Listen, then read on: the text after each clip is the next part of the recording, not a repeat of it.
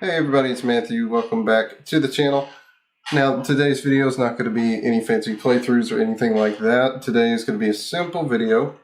I'm just going to talk about my background with the guitar, where I came from, and why I am doing what I'm doing right now. So, the first thing to get out of the way is probably how long I've been playing, and not very long. 4.5 years in all honesty, which isn't long to start a YouTube channel, probably, but I mean, I think people have done that under less time, so it's not like I'm crazy or anything. I probably am, but and I've only been playing since I was 23. On my 23rd birthday, in fact, is the first day I practiced learning something on the guitar. And that's a little bit odd for most people. They start when they're a teenager. That was not me. I started a lot later. And so that's probably why you don't see me doing a ton of shreddy stuff, is because I just haven't practiced all that time. You know, when you're a teenager, you got plenty of time in the world to practice as much as you want. And I, of course, didn't have that luxury learning at the time I decided to start. But we get on pretty well. Anyway. So I will get to why that happened in a bit, but of course I should probably talk about my history with the guitar a little bit, or more generally my history with music, which, you know, I grew up listening to a lot of music. My parents are older, so they like a lot of things from the 60s and the 70s, and that's mostly what I grew up listening to. I'm very thankful for that, because that gave me a cool background to start appreciating music from, to end up to where I am now. And it was pretty much your standard fare. Most of what I'm influenced by is my dad and what he listened to, which is, you know, can be anything under the sun from that era. You know, the Beatles, obviously, and then other bands like the Guess Who, Grand Funk Railroad, and there's probably a bunch of other bands in the 60s I could mention that I'm not thinking of right now. And of course later, Van Halen and Steely Dan were things I heard quite a bit growing up. And that's funny, though, because I kind of heard Van Halen at a pretty young age, didn't really understand what was going on, but I enjoyed it nonetheless. And Van Halen's probably the first time I really appreciated, like, music or anything, particularly vocals. I mean, I'm a Sammy Hagar guy, not much of a David Lee Roth guy. So, you know, I was pretty into 5150. That's probably my favorite Van Halen record. And, you know, things went on from there. I heard a lot of blues stuff too. You know, we had Eric Clapton, a lot of Stevie Ray Vaughan. That was a big one in the house. My brother was very into him. And those were my big influences. And Stevie Ray Vaughan did make me pay attention to the guitar, even though I had no clue really what was going on. I still knew guitar playing sounded good, and he was really good at it. So, and of course, that leads me to playing the blues. That's how I started learning, was the blues.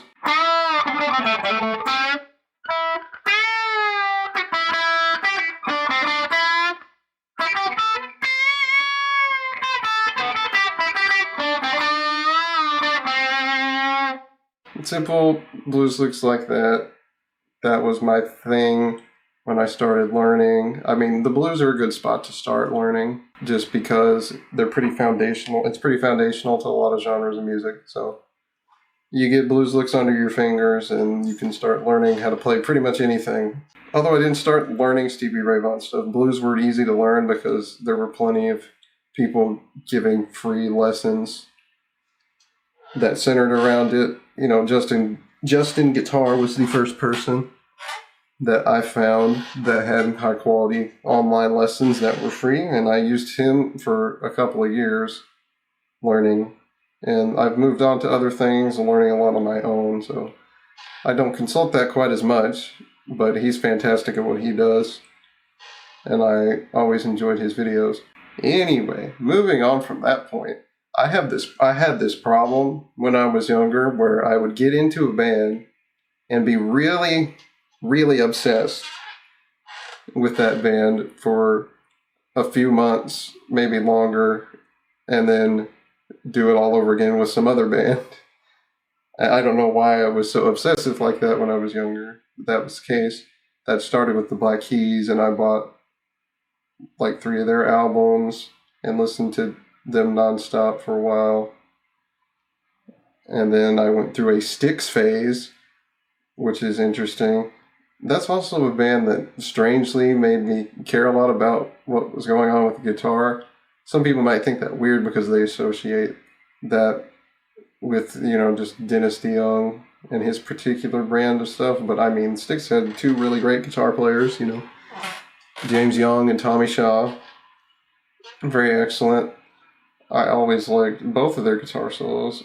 I'm probably more about Tommy's style of soloing. But, I mean, they had some very melodic solos, some shreddy stuff, some pretty basic pentatonic blues style solos. So they were kind of going all over the map, and it was really cool. Now, moving on from that, we're going to get into why I'm wearing the t-shirt that I am. You guys can see who it is probably. It's a Soundgarden t-shirt. And, of course, that came about because when I was 17 or 18, my brother played Black Hole Sun for me because he was discovering all the grunge music and stuff like that. And I didn't think too much of that at the time. I thought it was a pretty decent song. That was not the song that impressed me the most, which is a little bit odd, I think, to people because it's their most popular song. But to me, it didn't resonate the way a lot of their other music did, and I ended up being into a lot of their deeper cuts. But anyway, what happened to me was I heard Spoon Man on the radio in the car. I was hanging out with my parents. I had sat in the car while they had gone in to do something. This was when I was about 19 or so. And I heard that on the radio, and it kind of blew my mind, That was a pretty wild song to hear, and it sounded like nothing I had ever heard before in my life, even though I had heard like prog stuff or just progressive rock stuff and like Stevie Ray Vaughan and Van Halen, all this stuff, and they were good. They didn't resonate me with the way Soundgarden's music did. I don't know why that is. Maybe something about their guitar felt approachable to me, so it made me more into it. And I've, of course, learned a lot of riffs. Probably too many, because I could probably play 50 of them or something crazy like that. But, of course, I heard that Spoon Man and fell in love with that.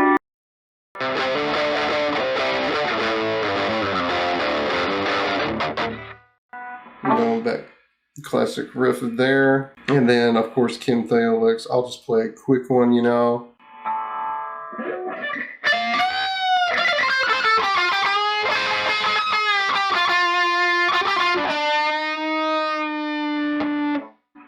Of course, that's one of the licks early on in the Spoon Man solo. Very fun stuff, and it's influenced a lot of my playing. And you guys might have heard it in the playthrough in the last video, the solo I did there. Very Kim Thayil-ish. It's just, that's my bread and butter now because I know so many different Soundgarden riffs. First riff I actually learned was Outshine, and I learned to play the whole song, not just the riff, the whole song, which is what everybody should do, and that's of course very fun.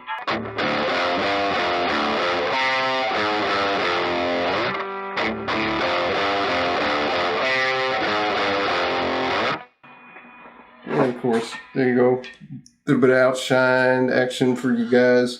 Very fun. Of course, after that point, then the rabbit hole opens and we are stuck in grunge mode for the last 7 years. I have not stopped listening to grunge music in that time, have not stopped listening to Soundgarden. In fact, I have almost every single song they have on my Spotify playlist, like a crazy boy. I have every song except 2 problem. Okay, no, that's not true, because there's some covers and some weird random stuff they did that I don't have. So it's probably closer, there's maybe like 10 I don't have out of like the 80 plus. And then of course that leads you to deeper cuts and fun things like, what's a really deep one that's in drop D? I don't know, I mean, Room 1,000 Years Wide is pretty deep cut, mostly because it's super heavy.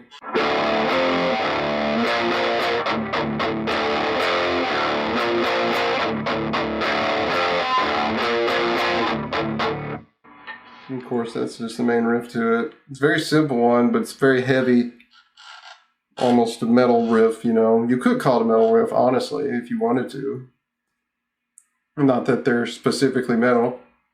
But, and of course, after that, like I said, led me down the grunge rabbit hole. Alice in Chains, you know, that's one of my favorites. I don't know if there's a riff I can actually play right now that I know. I don't know their riffs as well. I know Damn That River really well, but I'm not tuned for that, because that is drop C sharp, or drop D flat, if you want to think about it that way. That's probably the best way to consider that song. I think Them Bones is in drop D, but I don't remember that little high stab that he does after the main riff. I only remember the chords, but I guess I can play those.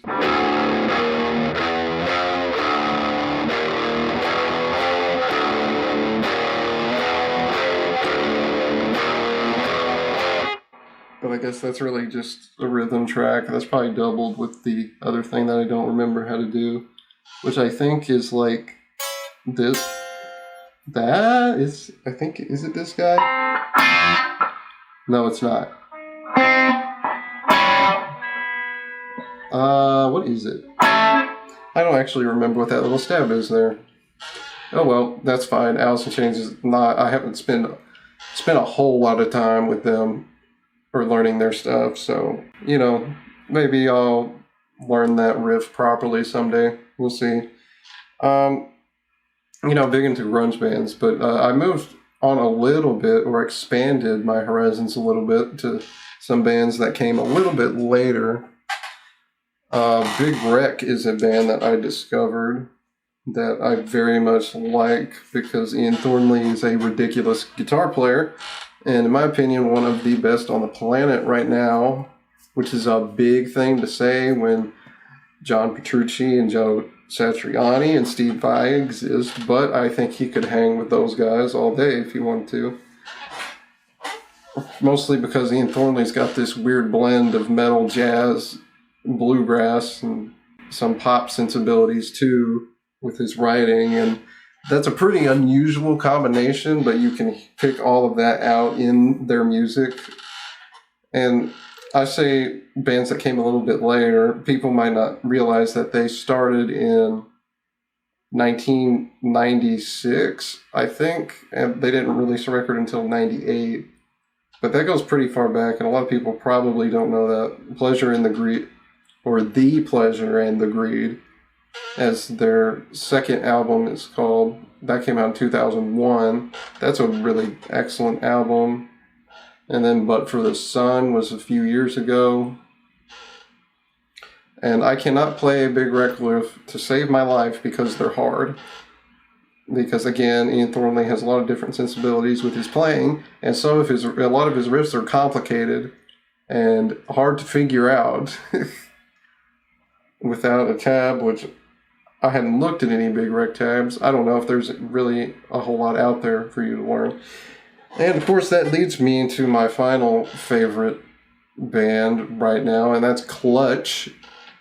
Some very classic blues rock, hard rock there.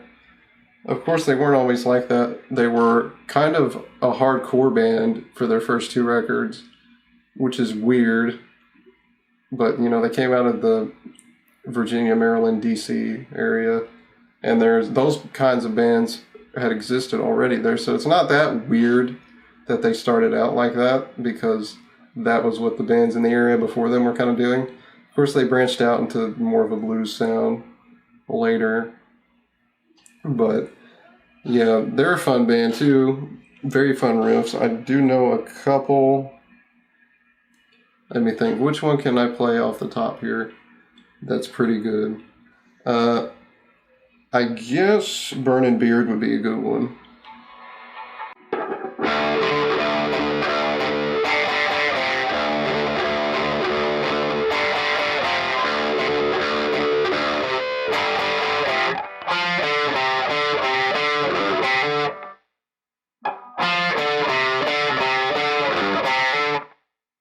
And there we go. That's a little bit of some clutch there. There's another good one in there. Smoke Banshee's a pretty good blues song. Let me see if I can get that one. This one's a little bit more difficult.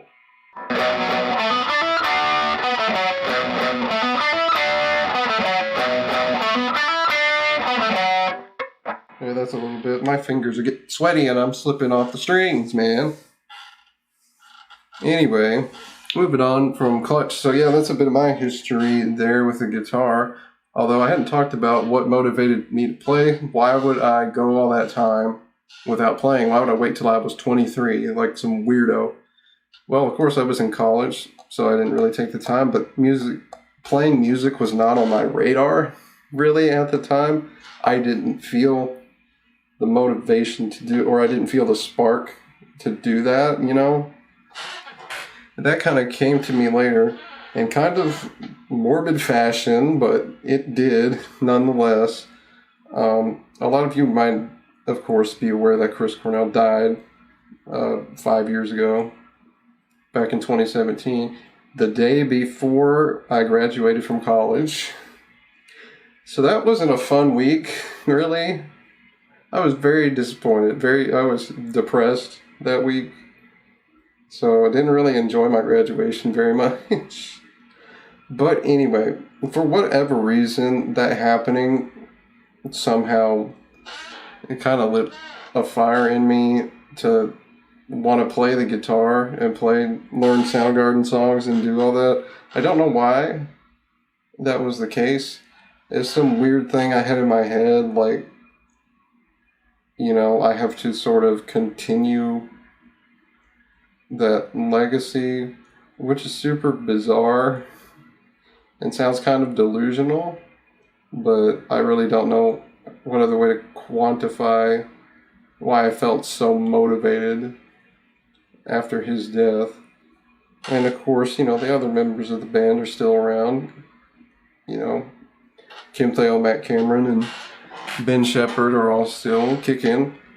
And, you know, Matt and Kim are still making music. I mean, you know, Matt's been the drummer for Pearl Jam for years, and, you know, they're both in a band with Chris Novoselic right now from Nirvana. And they have a band called Third Secret, which everybody needs to check out. Very good. Kim's got really good solos on that, man. Like, his playing just gets tastier with age, and I don't know how he does that. He just seems like he keeps learning how to be better at playing the guitar, which is something that we can all hope we can do up into our 60s, which is how old he is. He's going to be 62 soon, so, you know. Anyway, guys, that's a bit about me and my history with the guitar and music.